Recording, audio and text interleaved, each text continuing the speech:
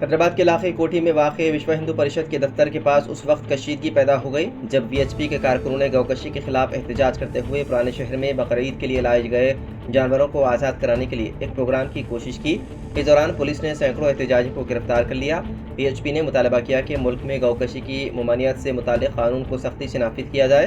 पीर के रोज़ वीएचपी ने ऑपरेशन गौ माता चलो पुराने शहर के नाम से एक मुहिम चलाई, जिसके दौरान गैर कानूनी तौर पर कैद गायें आज़ाद कराकर गौशालाओं को मुंतकिल करने की कोशिश की गई। ये कार्रवाई कशीदा सूरत हाल में तब्दील हो गई। वीएचपी के रियासती दफ्तर के सामने मुनक्किदा इस प्रोग्राम में वीएचपी के तर्जुमान शशिधर, गौरक्षा विंग के इलाकाई प्रमुख रमेश, बजरंग दल के साबिक सदर सुभाष चंद्र, ऑल इंडिया गौशाला फाउंडेशन के सदर बालाकृष्णा गुरुस्वामी और तेलंगाना गौशालाओं के सदर विजय राम ने कहा कि रियासत में गौकशी जारी है। उन्होंने सवाल किया कि रियासत भर में मौजूद चेक पोस्टों को पार करते हुए गायें शहर तक कैसे पहुंचती है। इस सिलसिले में पुलिस से सख्त कार्रवाई का मुतालबा किया गया। इसी दौरान सुल्तान बाजार के सब इंस्पेक्टर मधुसूदन की शिकायत पर वीएचपी नुमाइंदों के खिलाफ पुलिस के काम में रुकावट डालने के इल्जाम में मुकदमा दर्ज कर लिया गया।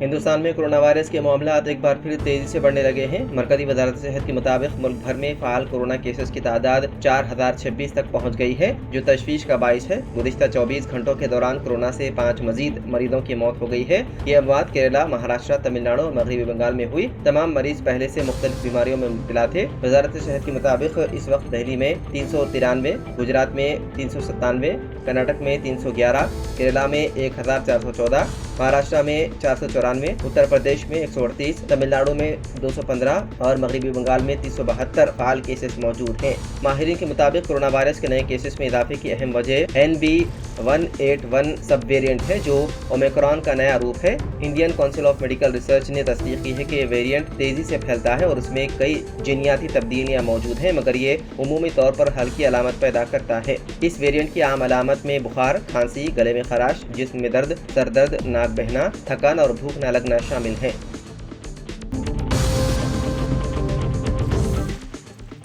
रियासत तेलंगाना के राजन्ना सिलसिला जिले के चंदुर्ती मंडल के देवनी तांडा गांव में पीर की रोज एक दिल दहलाने वाला वाकया पेश आया, जहां एक नौजवान ने शराब नोशी की लत में मुब्तला अपने वालिद को कार से टक्कर देकर हलाक कर दिया। पुलिस और मुकामी अफराद के मुताबिक गांव के रहने वाले 43 साल तिरुपति शराब की लत का शिकार था और अक्सर अपने घर वालों से झगड़े किया करता था। 3 दिन कबल उसने घर में रखे हुए 10,000 रुपए लेकर शराब नोशी में उड़ा दिए। पीर की रोज दोबारा पैसे मांगने पर उसकी बीवी से तकरार हो गई। उसने इस वाक़े की इत्तला फोन पर अपने बेटे राजेश को दी। राजेश कार में वहां पहुंचा और देखा कि उसका बाप उसकी मां से झगड़ रहा है। तैश में आकर उसने अपने बाप तिरुपति को कार से टक्कर दे दी। शदीद जख्मी बाप को मुकामी लोगों ने एम्बुलेंस के जरिए अस्पताल मुंतकिल करने की कोशिश की, लेकिन उसकी मौत हो गई। चंदुर्ती के CI वेंकटेश्वरलू ने बताया कि इस सिलसिले में केस दर्ज कर लिया गया है और तहकीकात की जा रही है।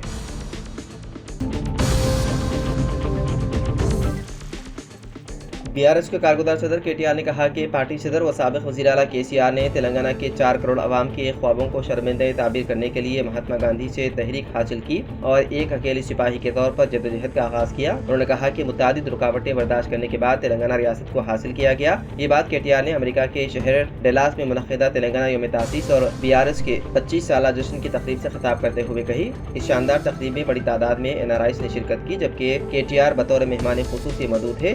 खिताब के दौरान KTR ने जोर देकर कहा कि BRS को अगरचे साल 2023 के असेंबली इंतखाबात में शिकस्त हुई, ताहम हम तेलंगाना से मोहब्बत करने वालों में हमेशा आगे रहे हैं। हमें यकीन है कि आइंदा 3 वर्षों में KCR दोबारा रियासत के वज़ीर आला बनेंगे।